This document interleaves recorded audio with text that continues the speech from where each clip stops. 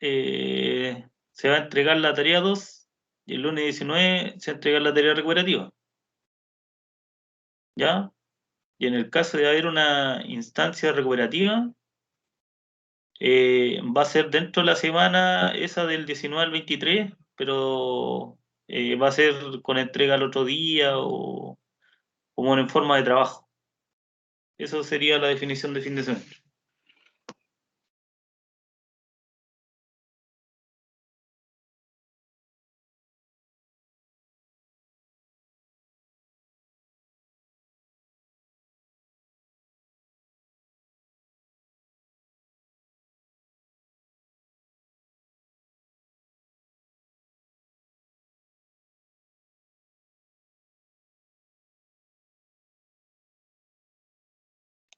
Ya, me interesa que todos estén. ¿Sí? ¿Rodrigo? Se lo agradezco, profe. Ya. Me interesa que todos hayan entendido, está claro, me parece.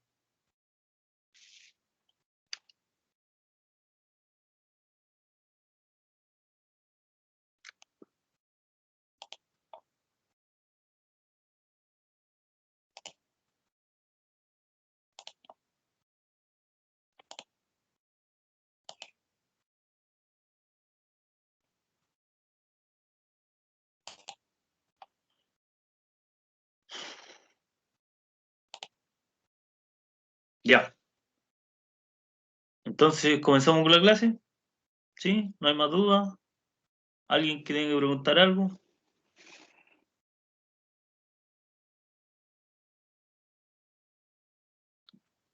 Varios, no sé si están acá, pero varios me han mandado correos porque han tenido algunas situaciones, digamos, tanto médicas como asociadas a este tema de la pandemia, por lo mismo, de nota de trabajo, tarea.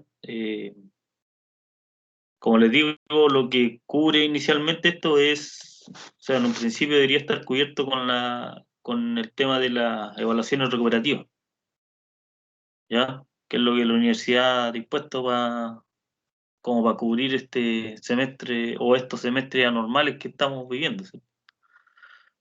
En todo caso, si no sé, pues si es una condición más crítica o ahí seguramente tocará hablar con el jefe de carrera o qué sé yo, como para ver casos puntuales.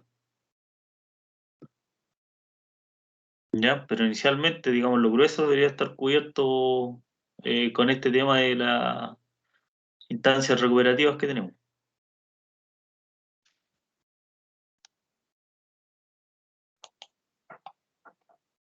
¿Ya?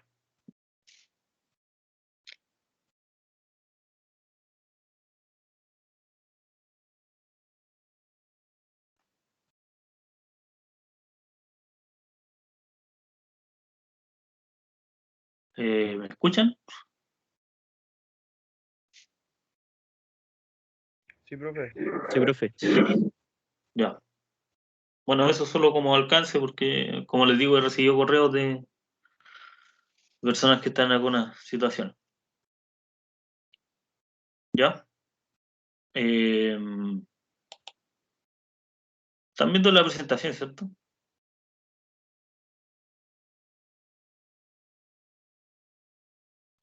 Sí, profe.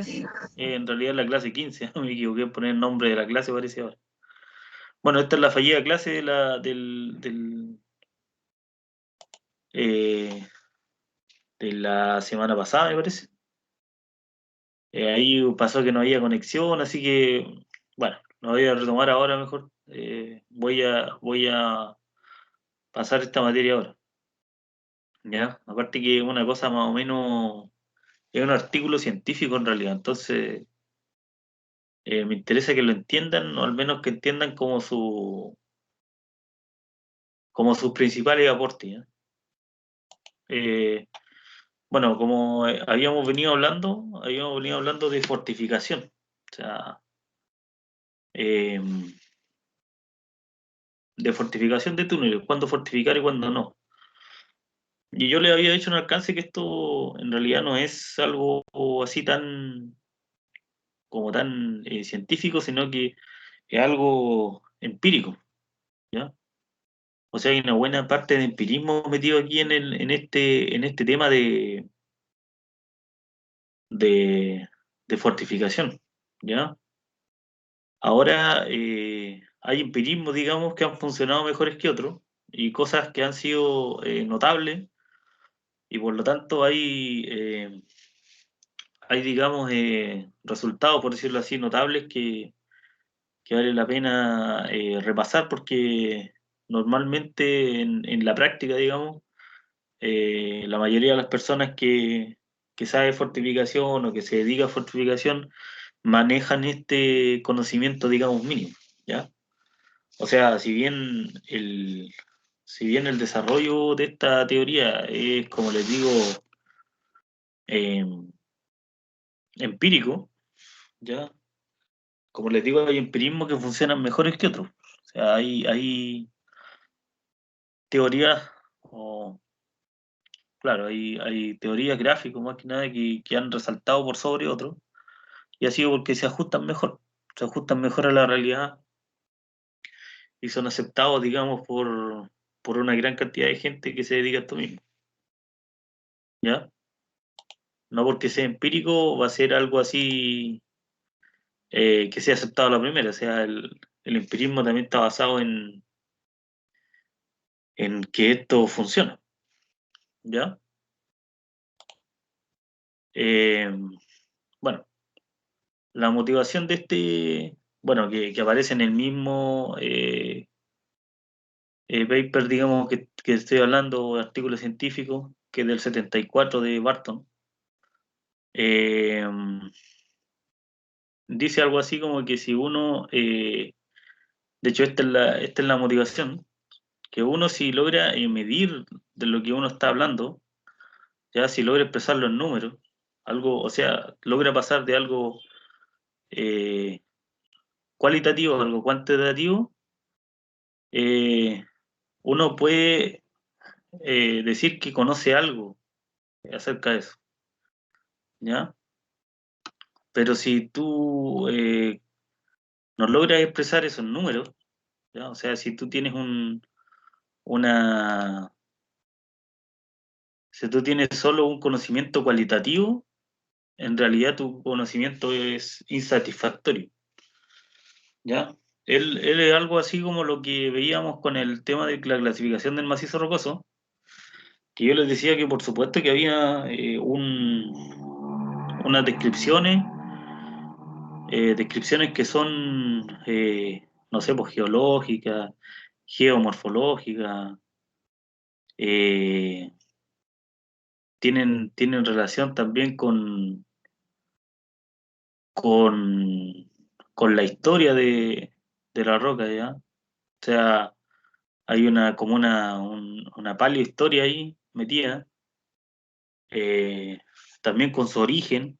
O sea, hay un montón de cosas que, que son propias de la descripción geológica y de dónde está emplazado eh, digamos, sus labores, pero hay un gran pero con eso.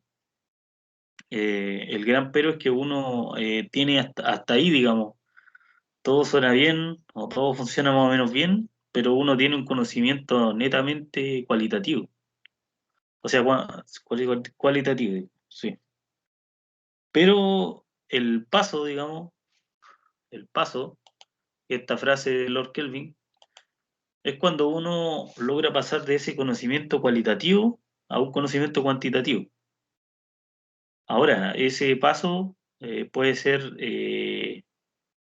digamos, exacto, ya como pasa, por ejemplo, en los fenómenos físicos, donde, por ejemplo, no sé, pues, uno tiene una onda sonora, claro, y uno sabe que es sonora, o sea, sabe el fenómeno que está ahí y se describe con una matemática más o menos exacta.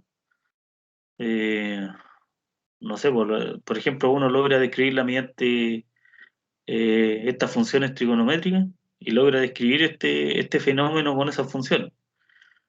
O puede ser, como les digo yo, de manera empírica, pero a lo que va esta frase es que independiente como sea, la idea es pasar de lo cualitativo a lo cuantitativo, ¿ya? Ese es el paso que te permite tener un real conocimiento de los fenómenos, ¿ya? Porque cualitativamente podemos estar hablando de cosas, digamos, muy distintas y siempre la parte cualitativa va a depender del- de la persona que esté ahí observando, pero ya cuando pasamos a la parte cuantitativa ya podemos ponernos de acuerdo, ¿ya? Un poco más en los números. Y ahí es lo que pasa con esta área de la fortificación, ¿ya? Eh, bueno, este es el simposio, eh, que claro, esto también es motivación.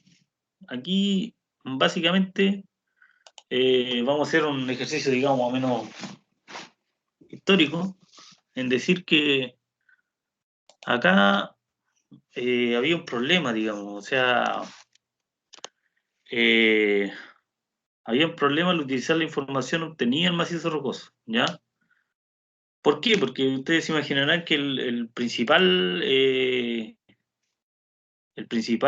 sistema de clasificación, como hemos visto, el más antiguo, el más ocupado en ese minuto, ya estamos hablando del 69, era el RQD, que se había presentado más o menos en 63 por DIR, ¿ya? O bueno, existe evidencia de que el RQD se ocupaba antes que eso, ¿ya? Pero hasta ese minuto, digamos, era el rey, ¿ya? Entonces había un problema para aplicar como a todos solo el RQD, ¿ya? Eh, un problema que salió ahí a la palestra fue que la no utilización de la elasticidad de la roca cuando se diseña el sistema de soporte. Ya la roca tiene una cierta elasticidad, no estaba siendo considerado. Eh, dudas y fundadas dudas, digamos, de que el RQD dé una descripción completa del macizo rocoso. ¿Ya? ¿Y esto por qué? Porque más o menos cavidades subterráneas que son o que están más o menos a una profundidad similar y que tienen un RQD igual, se observan comportamientos muy diferentes. Entonces algo pasa ahí, algo, algo, algo hace falta, digamos, para complementar este desarrollo. ¿Ya? Bueno, y aquí se incorpora la necesidad de incorporar otros factores al RQD. ¿Ya? Obviamente reconociendo que el RQD es importante. De hecho, en este minuto, o sea, si todo uno en el 69 era el rey, o sea, era el único. ¿Ya? Pero lo principal es que es insensible a los ángulos de fricción de la discontinuidad y a la rugosidad de las caras. Y ahí son los dos puntos, digamos, que uno podría rescatar de este paper, que es muy importante. Decir que el RQD eh, también es un indicador de cuántas fracturas por metro hay o de qué tan fracturado está. Si ustedes recuerdan como la ecuación inicial que dimos aquí, la clasificación del macizo rocoso siempre la roca intacta, más las discontinuidades. Ahora, las discontinuidades no solamente son importantes en número, sino que en condición. O sea, hay un número de discontinuidades, pero también está la condición en la cual están estas discontinuidades, ¿ya? ¿Y qué pasa con el RQD? Que no considera la rugosidad que tiene la discontinuidad en particular. Ya es un error importante, ¿ya? O sea, o es una falencia importante. No es que sea derechamente errado, sino que eh, tiene una falencia para poder aplicarse, ¿ya? Eh, bueno, y ya obviamente ya hasta ese minuto eh, se habían dado algunos intentos, aunque fueran parciales, digamos, de incluir otros parámetros, ¿ya?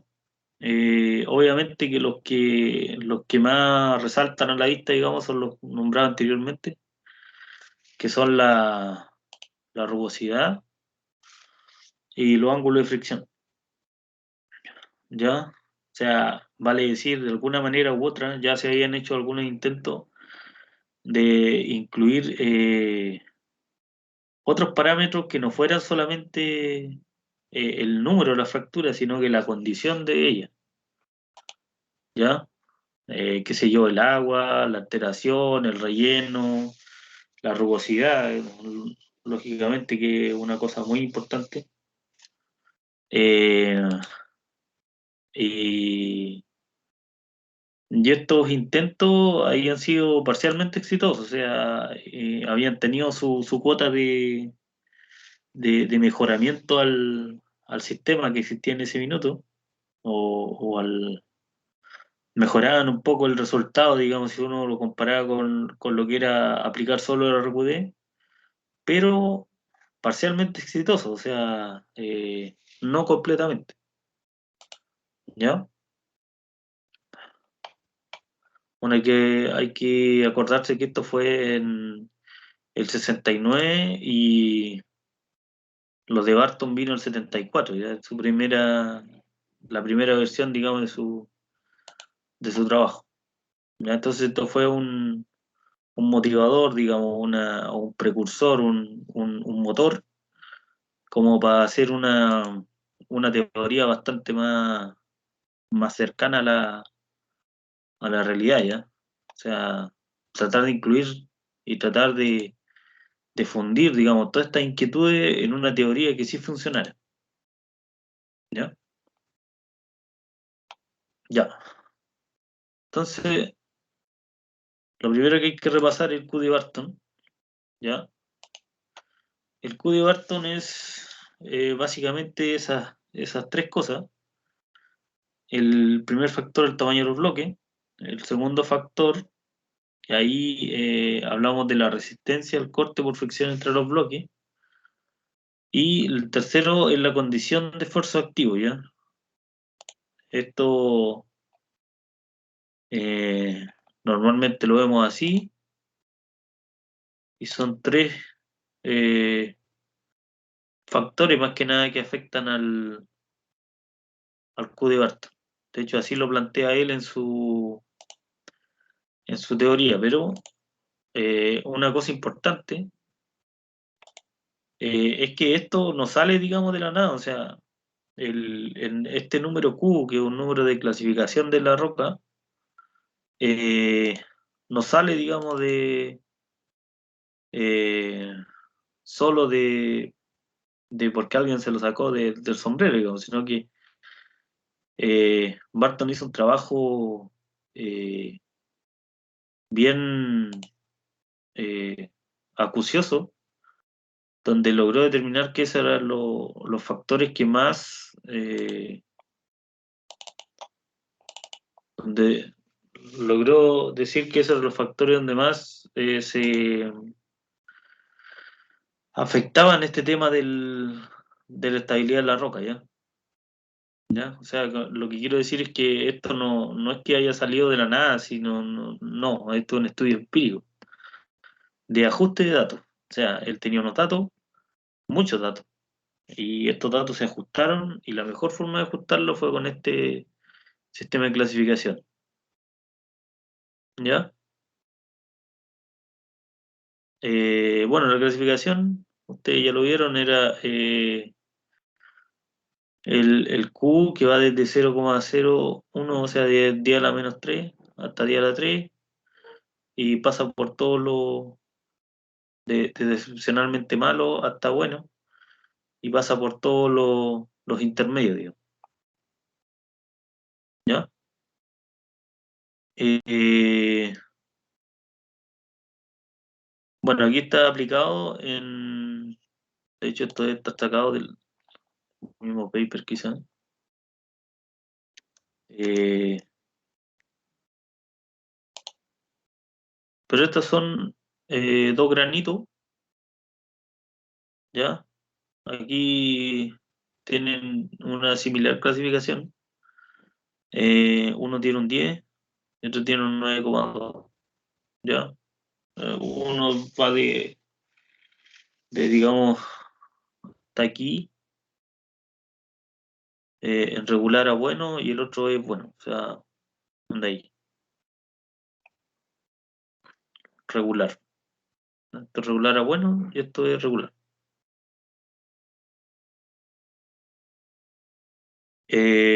Bueno, ahí está otro macizo, que es una roca sedimentaria. Se nota por la forma en que está depositado.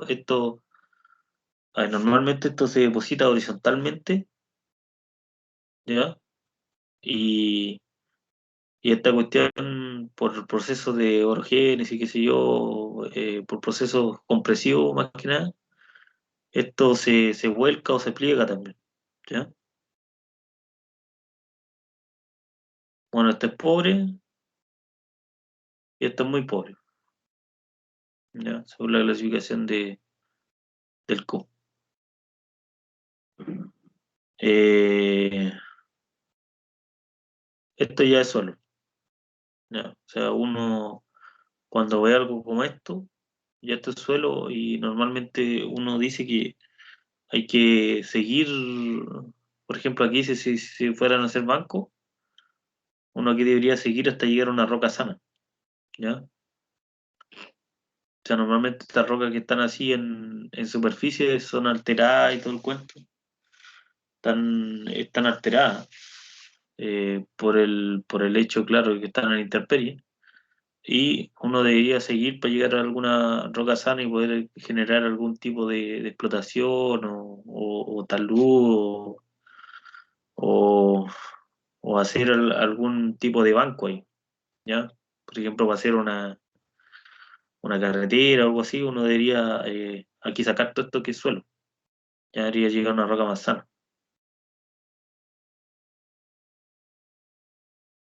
¿ya?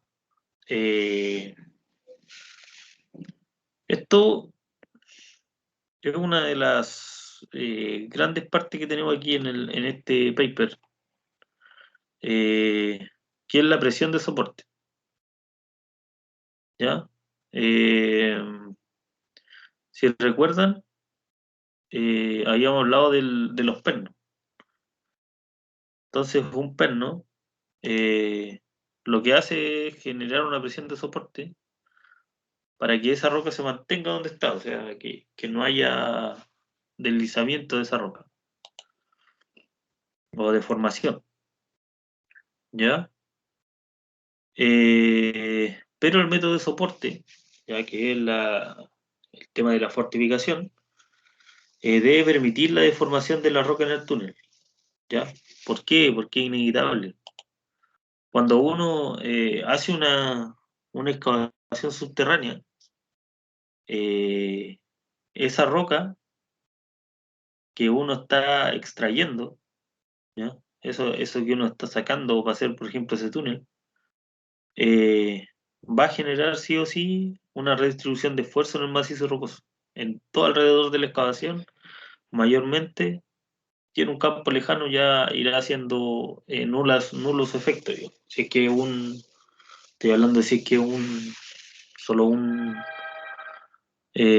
excavación, ¿ya? O sea, normalmente así se ve, que en la parte cercana mucho el efecto y a medida como uno se aleja, el efecto va siendo más grande, ¿ya? Eh, entonces es inevitable que hayan esfuerzos presentes. O sea, no sé si recuerdan que vimos el tensor esfuerzo de formación. Necesariamente al haber una redistribución de esfuerzo, van a haber deformaciones. Eso es así, digamos. O sea, a todo esfuerzo está asociada una deformación de la roca, ¿ya? Ahora la magnitud, digamos, de ese esfuerzo puede variar y por supuesto eso hará variar más o menos la magnitud de esa deformación, pero siempre va a existir, ¿ya? Ahora, si el soporte es demasiado débil, la presión ejercida por la roca será mayor, ¿ya?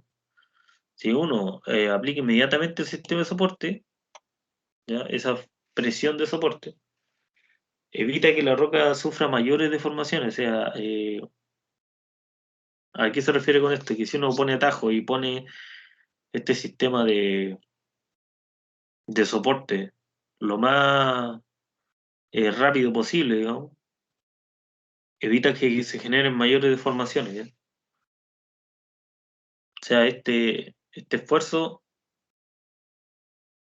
uno evita que, que se, que se aumente, ¿ya? O sea, uno deja alrededor de la excavación una cantidad de esfuerzo de formación que es tratable con esta presión de soporte, ¿ya? Entonces, ¿cuál es la aproximación de Terzaghi? Y aquí es donde está la parte de la teoría. Eh, Esto que era de Terzaghi venía de la industria de los trenes, ¿ya? O sea, estamos hablando de una época un poco anterior. Eh, Normalmente estos túneles de trenes, digamos, eran cosas más pequeñas y no a tanta profundidad, ¿ya? Entonces, bueno, la historia se cuenta que hubo una época en Estados Unidos donde se, se desarrolló fuertemente la industria de los trenes, ¿ya? Y que eran, de hecho, era como la principal forma o vía de, eh, de llevar mercancías, digamos, de un lugar a otro, ¿ya? Lo, Ahora actualmente estos vehículos que son montados sobre ruedas actuales no eran tan accesibles, qué sé yo, era otra época, y por lo tanto el tren era quien hacía el trabajo de distribución, ¿ya? Entonces, esta aproximación de Terzaghi viene de los trenes, y nuevamente aquí les repito, esto tenía que funcionar para eso, o sea, eh, se iban a hacer túneles de, de poca sección, ¿ya? Eh, y esta teoría tenía que funcionar, como les digo, para esa aplicación. Entonces, los soportes que se ponían eran de acero y madera, y lo otro era que era una obra civil, ¿ya? Este tema de Terzaghi era una obra para los trenes, o sea, era parte de las obras civiles que tenían que hacerse para poder hacer este recorrido de tren. Entonces, como todo obra civil, tenía que tener un factor de seguridad alto, ¿ya? Así que es conservador esa aproximación. O sea, digamos, ya que había que hacerlo, había que irse a la segura, ¿ya? Como les digo, porque también está asociado a que era una obra civil, ¿ya? No eran labores permanentes. Eh, Aquí, por ejemplo, esto tiene que ver con este concepto que les digo yo de presión de soporte, ¿ya? Las presiones de techo, ¿ya? Eh, las presiones de techo que se manejaban en la teoría de Terzaghi eran esto. Eh, o sea, aquí esto iba desde un span o una luz, que es lo que nosotros hemos hablado, eh, de 5 a 10 metros, ¿ya? No pasaba de ahí, ¿no? Asumiendo el span igual al alto, ¿ya? Y la densidad de la roca es 2,6 toneladas por metro cúbico. Algo razonable. Eh, Acá lo que está cargando la roca, digamos, o la presión, está acá, ¿ya? Aquí hay una formulita. Esa formulita la proponía esta teoría de Terzaghi, ¿ya? De 0 a 0,5 B ves el ancho de la labor, H del alto.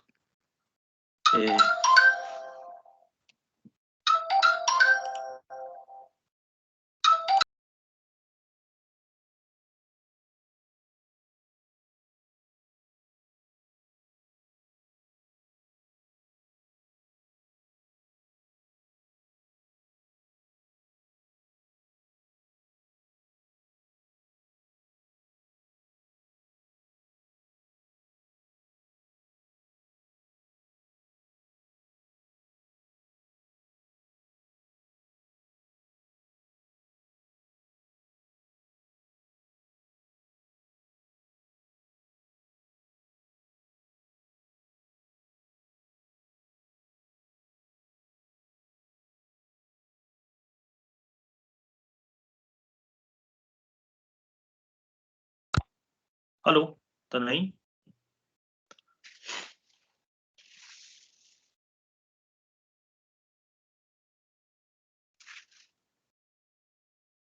¿Aló?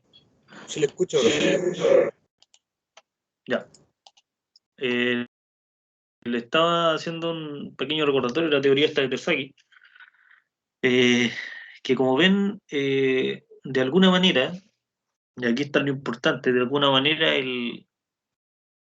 este rock load que aparece aquí depende del ancho y del alto de la labor. Eso es importante que lo noten. ¿Ya? O sea, típicamente, por ejemplo, acá el lineal con este B más H, ¿cierto? O sea, hay un factor de B, por ejemplo, o sea, aquí se asume que B igual a H, creo, span igual height, ¿ya? O sea, por ejemplo, piensen que B igual a H, y estos son dos B o dos S, como quieran verlo, pero acá, si ven los números, eh, una roca intacta genera cero, ¿no? Bueno, y eso siempre va a ser así. Eh, y esto va creciendo progresivamente a medida como la roca es de más mala calidad. ¿Ya? O sea, aquí eh, hay 9 clasificaciones de roca y en esas 9 ya desde un 0 hasta un 20,8. O sea, hasta 20,8. ¿Ya? Entonces, eso es lo que quiero que retengan de esta parte, que, que esto va creciendo. ¿Ya? Entonces, bueno, Barton en su trabajo, digamos, eh, propone esta tabla, que es una especie de... Lo que pasa es que Barton venía a proponer algo. Ahora lo vemos al revés, digamos, porque ahora Barton es lo establecido, pero Barton venía a proponer algo, y lo que él venía a proponer, él eh, tenía que hacer alguna comparación, digamos, para que más o menos estas rocas que están acá, que son 9 tipos, ¿cierto? Quedaran en otros 9 tipos, o sea, él aquí propuso parámetros eh, para su famoso factor Q, tal que eh, más o menos aquí Q corresponde cada uno de estas rocas. O sea, por ejemplo, esta roca intacta, ¿cierto? O sea, dice que intacta y dura, una roca que no tiene mayor junta, propone eso, dice que el Q mayor que 200, o mayor igual que 200 en estricto rigor, pero mayor que 200, es una roca de buena calidad, ¿ya? Y ahí va, digamos, proponiendo distintos valores para esto, como para hacer una, alguna comparación con estas 9 categorías, ¿ya?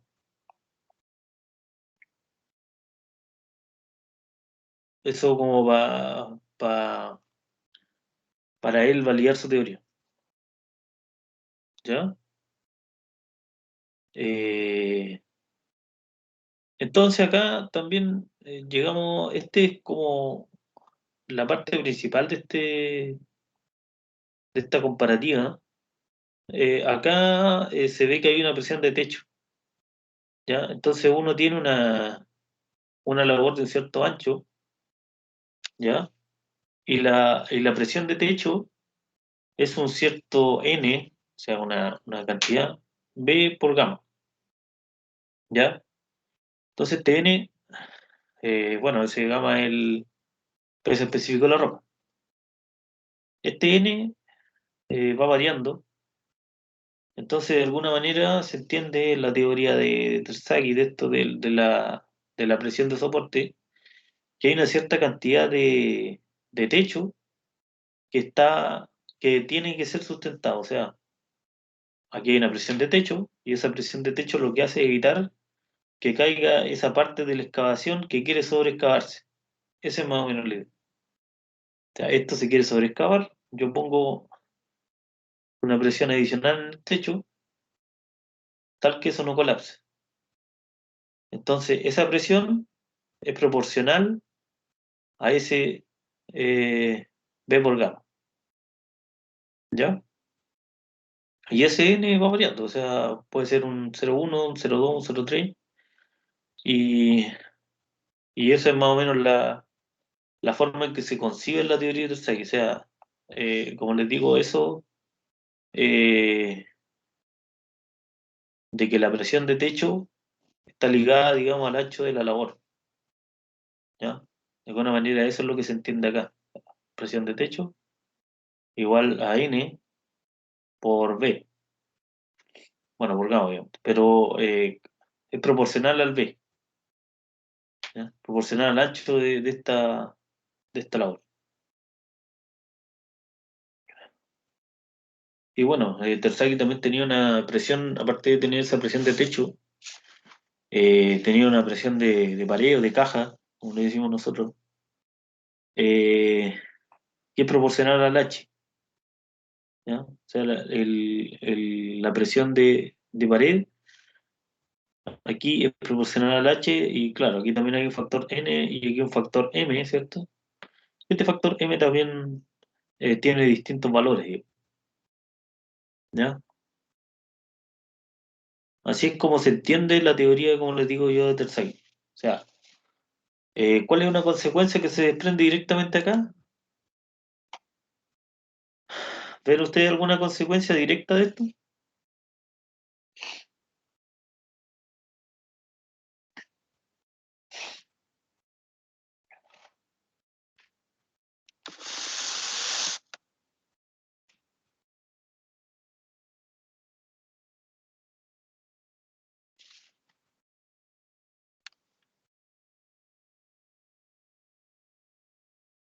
Una pregunta, ¿y qué pasa si es que la labor es más grande? ¿Qué pasaría con la presión de techo y de pared?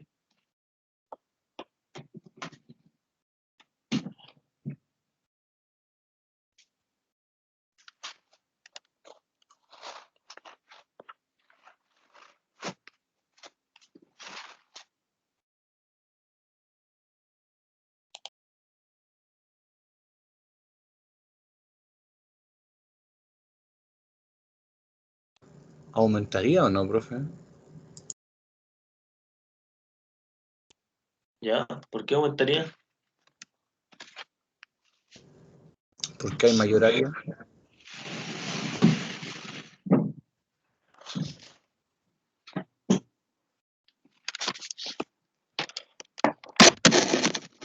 Ya, por ejemplo, ¿qué pasa si yo tengo un ancho de, no sé, un B? ¿Y qué pasa con la presión del techo si es que yo aumento ese ancho a 2B?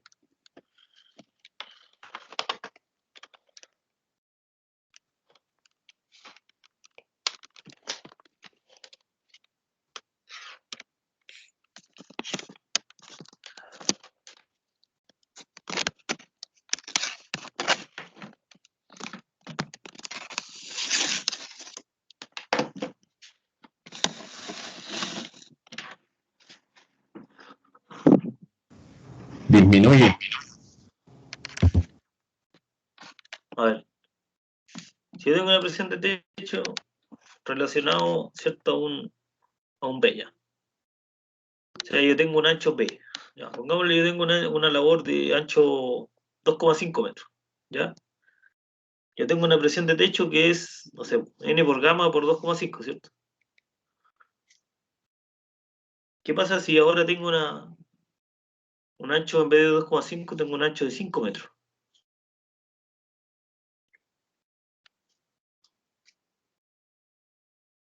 O sea, el doble.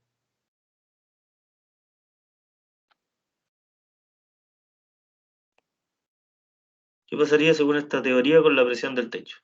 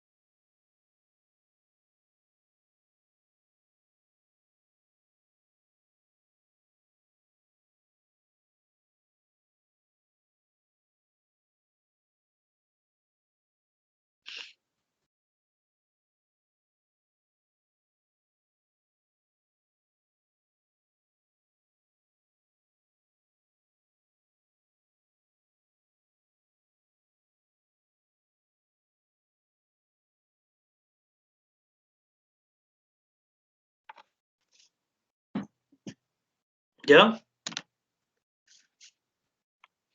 ¿Se entiende la pregunta, no?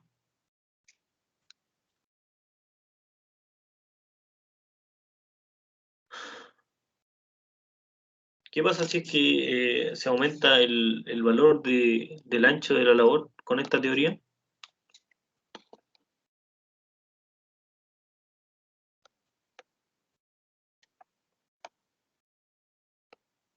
¿Me interesa que quede claro antes de irse a un receso?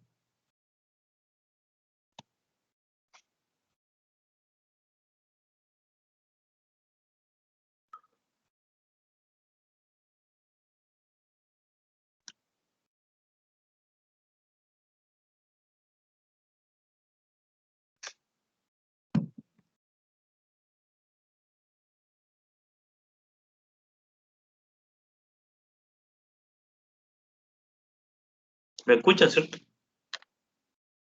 ¿No me escuchan? ¿Están, no están?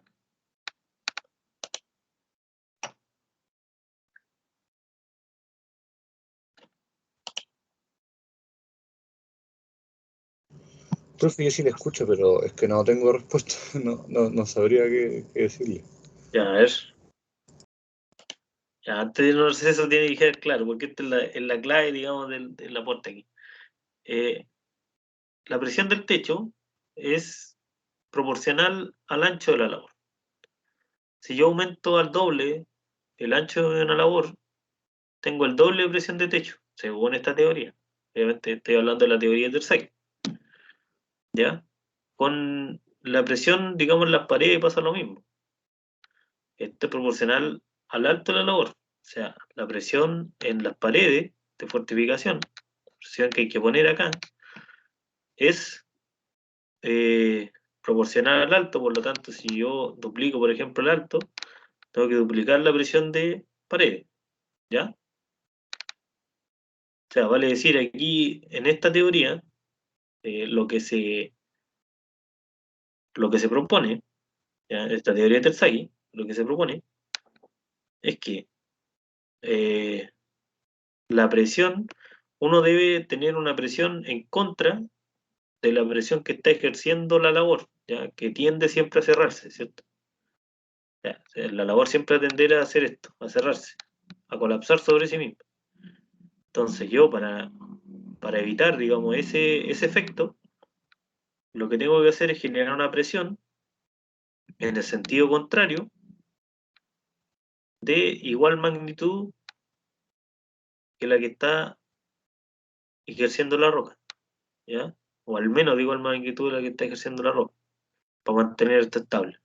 Esa es la idea de este tercer, ¿ya? No sé si entendió el concepto, ¿ya? Hasta ahí vamos con la teoría, solo, esa es la teoría de Terzaghi, ¿ya? No es la de Barton. Eso es lo que está instaurado en ese momento.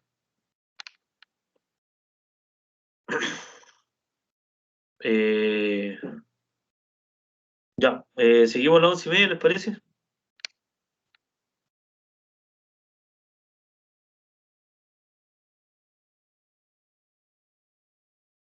Ya, profe. Ya, profe. Vale.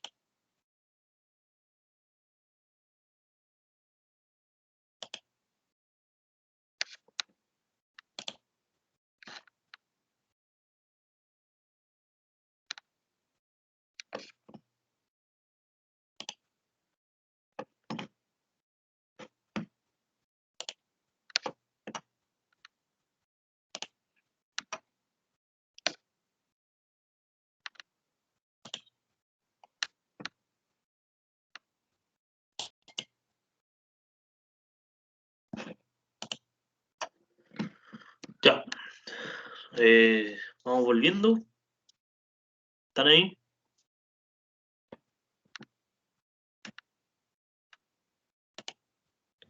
Sí, profe. Ya, vale. Entonces estábamos revisando el tema de esta famosa presión de soporte eh, en techo y en paredes, ¿cierto? En wall y en roof. Entonces, la idea, como les contaba, es que aquí hay que ejercer una presión. ¿Están viendo la diapo, cierto?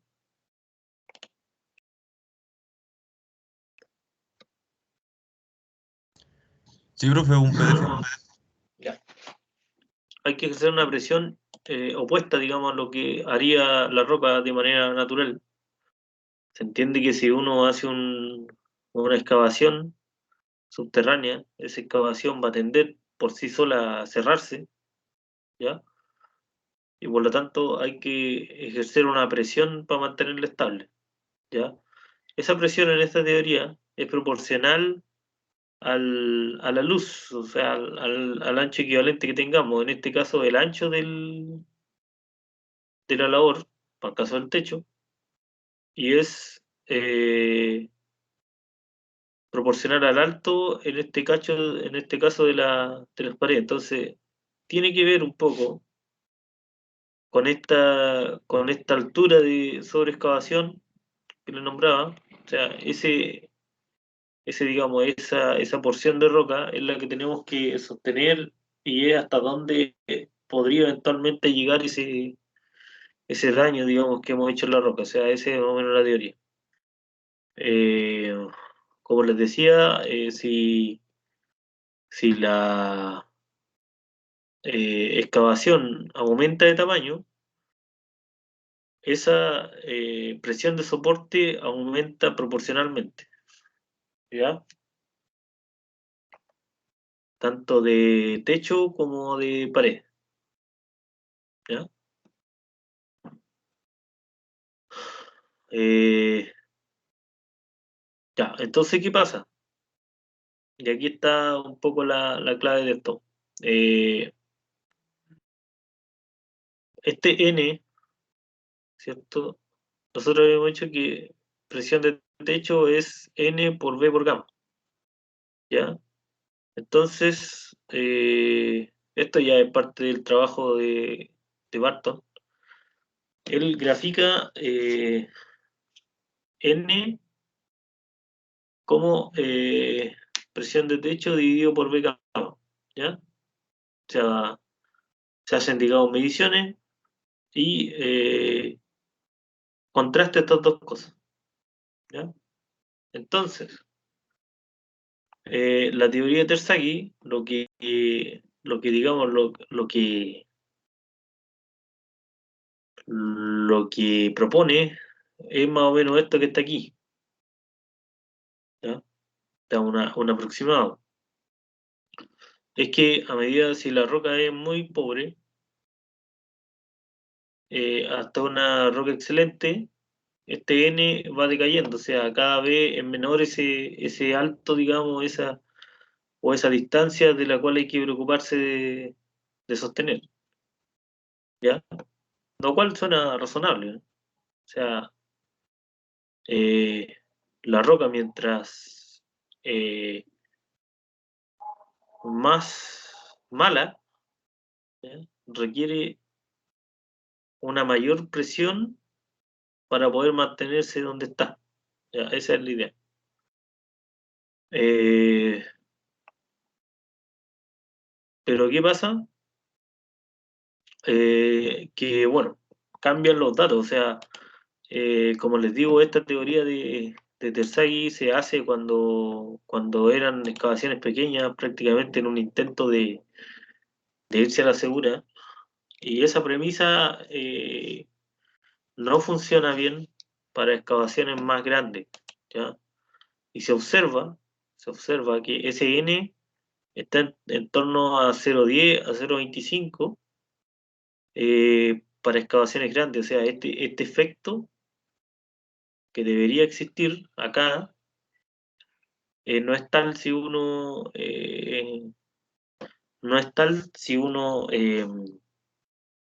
grafica esto realmente, ¿ya? Entonces, ¿qué pasa? Eh, Acá se da un cambio de paradigma porque, eh, claro, esa presión de soporte, entonces no es tan lineal como dice Terzaghi, ¿ya? Como les digo, eso solamente se ve cuando ya hay datos disponibles de excavaciones más grandes, ¿ya? No solo de tunelería, digamos, pequeña, sino que eh, de ya esto que uno llama caserones, no sé. ¿Ustedes están familiarizados con el término caserones o caverna? ¿Un caserón abierto? Eh, ¿Les suena ese término?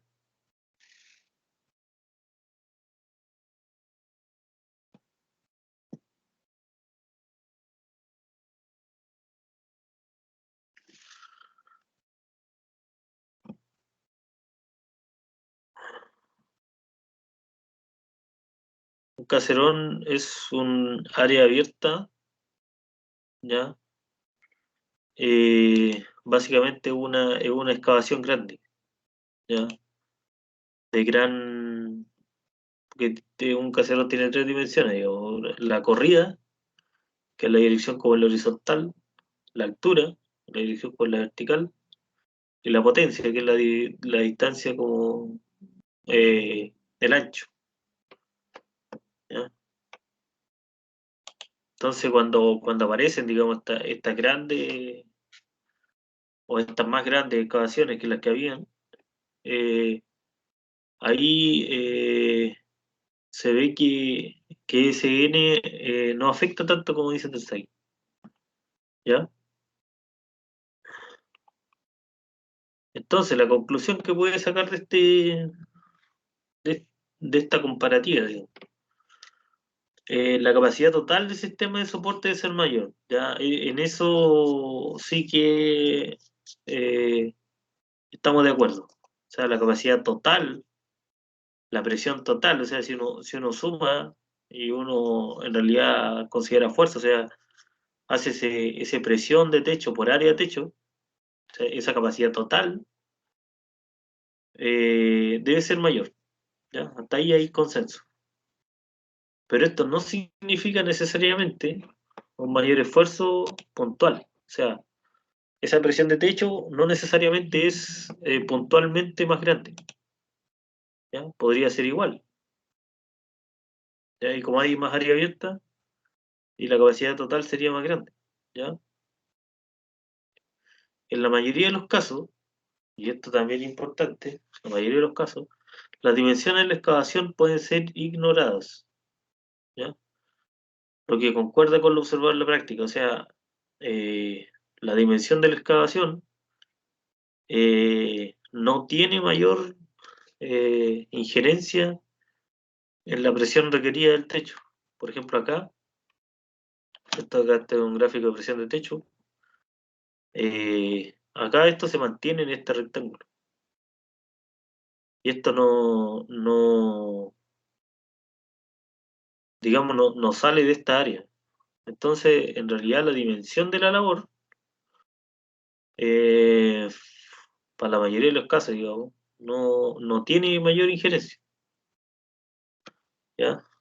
Entonces, la presión requerida de techo es de 0,5 a 1,5 kilogramos por centímetro cuadrado, ¿ya?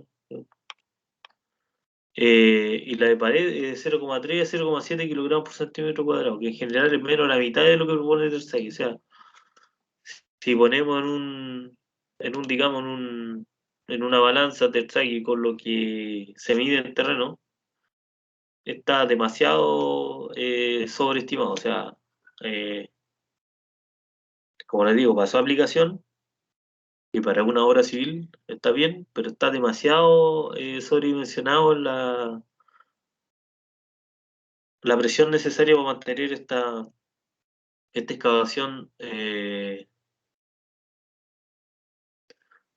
para que se mantenga autosoportante, ¿ya? O sea, esa presión está en Terzaghi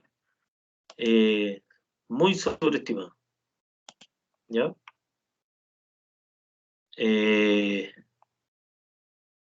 Entonces, bueno, dentro del trabajo de Barton, eh, tenemos estas, estas minas o estos lugares donde se midió esta presión, ¿ya? O sea, es como le digo, un trabajo empírico. Tiene estos 26 casos de estudio, ¿ya? Y en estos 26 lugares se midieron presiones y en estos 26 lugares se metieron a la teoría aquí para poder llegar a un análisis como este, ¿ya? Como le digo, es empírico, pero es riguroso. Entonces, eh,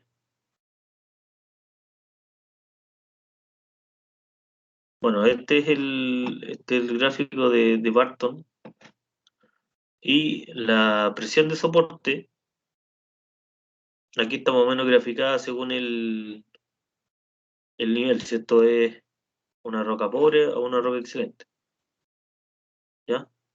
Entonces, nótese que en la roca excelente esto eh, baja más todavía,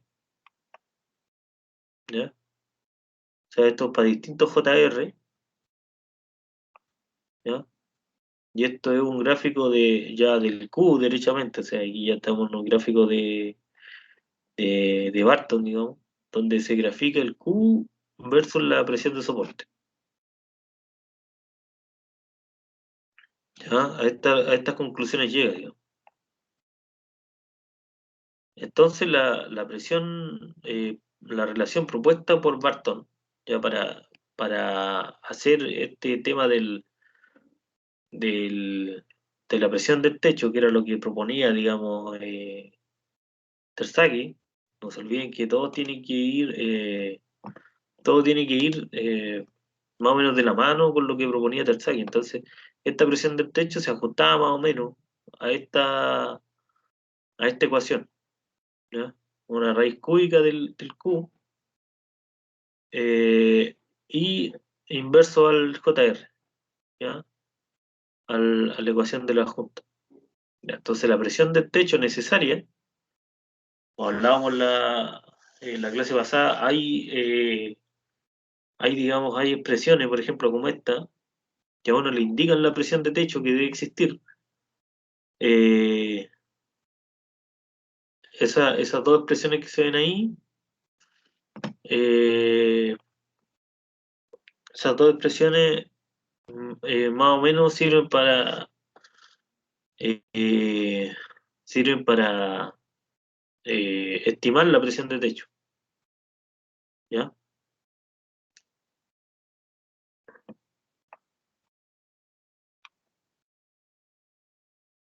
Entonces, aquí, bueno, Barton aquí distingue en estos cuadrantes, ¿ya? O sea, acá él define el soporte tipo 16, el tipo 20, el tipo 24, ¿ya? Aquí define una zona sin soporte y cuadrantes de distintos soportes, ¿ya? Y una zona donde la cosa es inestable, ¿ya? Entonces él propone también como les digo, estas expresiones donde D sub E' es 2 por Q a la 0,4. Esto es la máxima eh, D sub E, ya el máximo D sub E, que el D sub E se define dentro de esta teoría como el span dividido por el LSR. El span, como les digo, puede ser el ancho, la luz, ¿ya? Este D sub E' es este diámetro, este valor máximo hasta donde este autosoportante. ¿Ya? Sobre ese D sub E, que es ese máximo valor permisible, digamos, se requiere algún tipo de soporte. ¿Ya? Entonces esta línea, esa es la ecuación de esta línea divide las dos cosas. ¿Ya? No soporte y soporte, básicamente. ¿Ya? Entonces ahí están los casos. Eh, todos esos casos son los casos posibles, digamos. ¿Ya? Aquí este valor de ESR, está por aquí, este valor de ESR depende de la aplicación para la cual sea el túnel. Puede ser un túnel permanente o puede ser algo temporal, y eso define este ESR. El span, el diámetro o el alto, según uno lo quiera ver, es como la luz que uno tiene.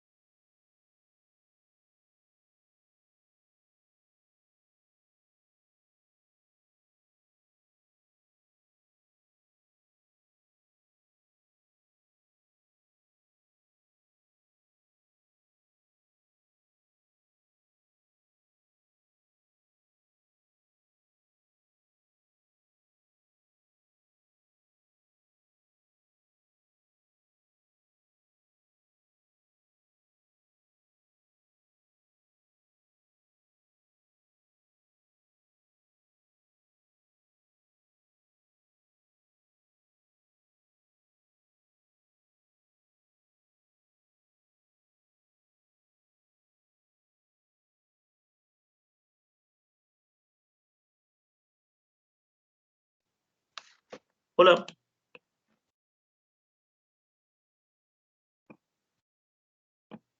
¿están ahí? Sí, profesor, le escucho. Ya. Vale, entonces, básicamente esto es lo que habíamos visto desde la clase, no sé si pasada o antepasada, de que esto es un método gráfico. La única diferencia es que aquí se explica un poco por qué aparece este método gráfico. ¿Ya? Por un lado aparece la calidad de la roca, como les digo, y en otro una dimensión, que puede ser el radio hidráulico, que puede ser, como en este caso, un ratio, una dimensión equivalente. Eh, en este caso se llama dimensión equivalente. ¿Ya? Hay otros que aparecen como radio hidráulico, como en el caso del gráfico de Matthews, o hay otro, ¿ya? Pero básicamente tienen tres sectores donde donde esto es eh, estable, sin necesidad de fortificación, donde hay alguna fortificación y donde ya no hay ninguna posibilidad de que esto sea estable. O sea, habría que considerar otro tipo de fortificación, digamos, diferente de los datos. Eso sería. Ya, el ESR, como les decía, tiene que ver con... El ESR es el Excavation Support Radio. Este ratio, ¿ya? Lo que hace es castigar la luz. O sea, uno tiene una luz, que esa luz es, digamos, directamente medida en metro, ¿ya? Entonces, normalmente es un factor mayor que uno que castiga, ¿ya? O sea, eh, si uno tiene un alto DCR, es porque la excavación va a ser temporal. Y si tiene un factor menor a uno, típicamente algo que tiene que ser muy duradero, ¿ya? Entonces, eh, aquí están los rangos de los valores de BSR, pero básicamente ajusta la luz, ¿ya? Para llegar a este famoso diámetro equivalente, ¿ya? Como les decía, ¿para qué aparece esto? O ¿por qué tiene que ponerse un ESR ahí? ¿Por qué no obviar esto y poner simplemente la distancia? Es porque estos datos que están acá son de distintas índoles. Entonces, uno no puede comparar, digamos, directamente un dato, por ejemplo, de una estación de trenes, supongamos, a un dato de o sea, una labor de producción en una mina. O sea, son dos cosas, dos aplicaciones distintas, pero aplicando este SR se llevan un terreno común eh, que se puede graficar en un espacio común también como este. ¿Ya? Bueno, eso es básicamente que leer aquí y ver a qué se ajusta más el ESR que uno está proponiendo. ¿Ya? Eh, bueno, aquí son distintos casos, ¿ah? Entonces, bueno, el trabajo en realidad, este artículo científico es bien extenso, o sea, tiene harto distintas cosas que han sido consideradas, que no nos vamos a meter como tanto en eso, pero sí, todos estos numeritos significa que esto está metido en un cierto caso, ¿ya? O sea, aquí, no sé, pues tenemos un granito y se hicieron un trabajo bien acucioso para poder, digamos, llegar a estas conclusiones, ¿ya? Eh, Como les digo acá, eh, la, el soporte de techo, ¿ya? La categoría de soporte de techo tiene que ver con aquí se dan los parámetros, ¿ya? Aquí es un RQ70, un JN2, JR1, JD1, JWD1 y un SRFD1. El Q da 35, ¿cierto? 70 dividido en 2 por 1, 35. El SR 1.6, porque está, digamos, y ya te aparece el concepto de que está eh, en esa clasificación, el caso 8, o sea, hay una cierta cantidad de casos que están en el 8, ¿ya? Y el soporte es esa categoría que está ahí, ¿ya? Así más o menos se va construyendo este artículo, ¿ya? Eh, bueno, y también, como les digo, eh, propone Barton ecuaciones para todo. Esta es la presión, ¿ya? La es el espaciamiento en metros, ¿ya? Entonces la presión es como 1 sobre A cuadrado, ¿cierto? Eso es lo que aparece en el, en el paper. Entonces, la regla de Deo que propone él, ya, para el largo de los pernos, 5 por B dividido por SR, una regla, como digo, de dedo, no es una regla, como les decía. Uno puede tomar aquí dos caminos, digamos. Uno es, obviamente, que si la roca es isótropa, ¿ya? Y esto es más o menos homogéneo, en la regla de dedo debiese ajustarse más o menos al, al, a la condición. Pero ¿qué pasa, por ejemplo, cuando uno tiene una cuña? Ya no se puede guiar por la regla de dedo, sino que tiene que ver lo que está en terreno, ¿ya? Si la cuña tiene un largo, por ejemplo, máximo de 2 metros en el centro de mi labor, tendré que meter un perno de más de 2 metros. Al menos, no sé, 240 sería ese perno, ¿ya? Pero si la roca es isótropa y yo solamente me guío por la presión como un material isótropo, yo puedo aplicar esta regla de dedo, ¿ya? El largo es 0,40 por B dividido por SR, o sea, eh, tengo una forma de estimar lo largo, ¿ya? Eh, y tienen que ver con el ancho de la labor y con el alto de la labor, ¿ya? Eh, Esto es, de hecho, es tanto así que esto propone hasta el ancho o el espesor más bien del shotcrete. O sea, ese espesor se puede estimar de esa forma. P por E repartido por sigma, ¿ya? Eh, Como les digo, propone ciertas relaciones y probablemente las veamos más en profundidad, estas relaciones, eh, pero me interesa el aporte teórico. Como les digo, el aporte teórico más importante acá son dos, lo voy a dar. Eh,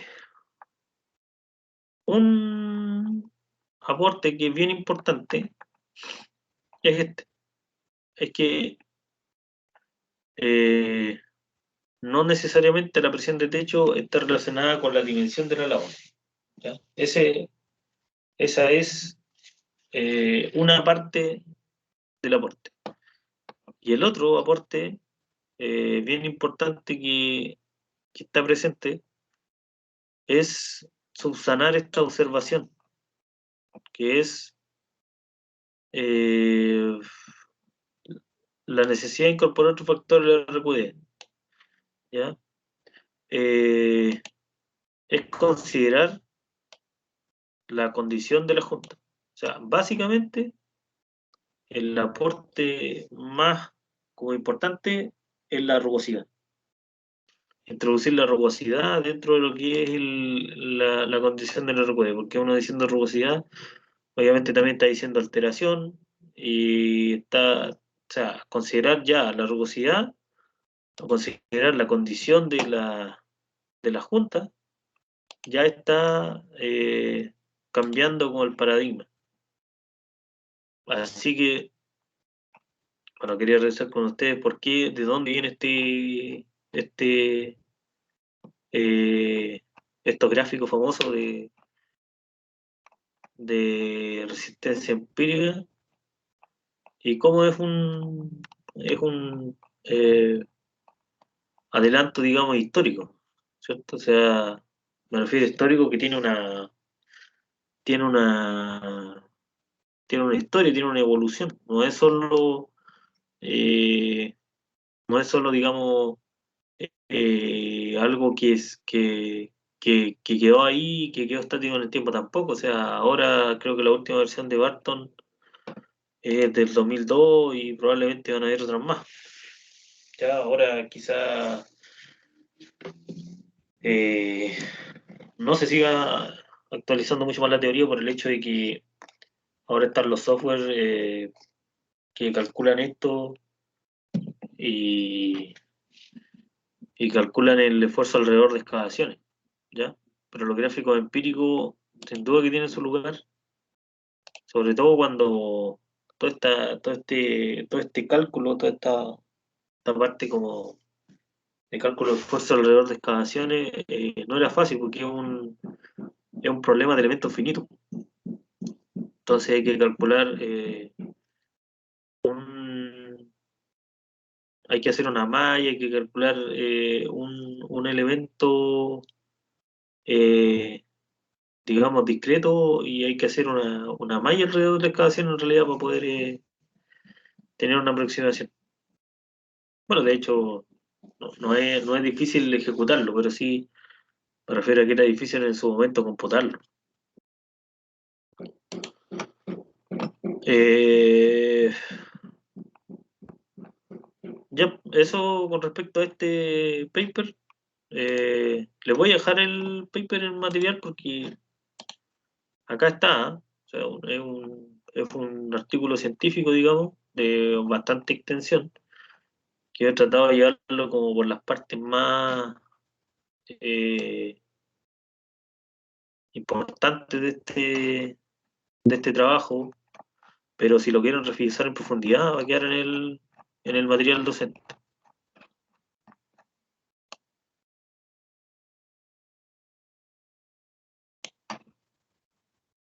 Ahí, como les digo, están todas las ecuaciones de las que estamos hablando. Ya va a quedar material docente y va a ser parte, digamos, de lo que hay que manejar para el ramo. Ya, no sé si tienen alguna duda, alguna consulta respecto a la clase.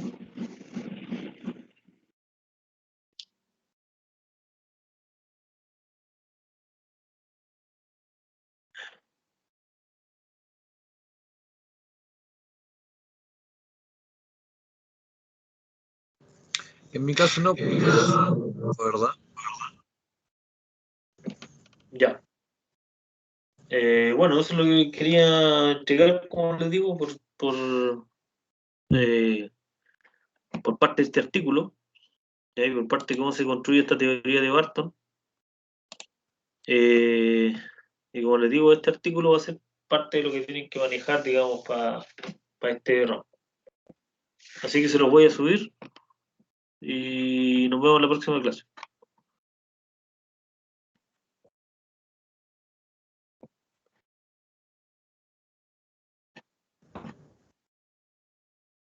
Chao, profe, cuídese. Ya, vale, que estén bien. Chao, chao. Chao, profe. Chao, Chao, profe. chao. Chao, profe, que tenga buen día. Chao, que estén bien.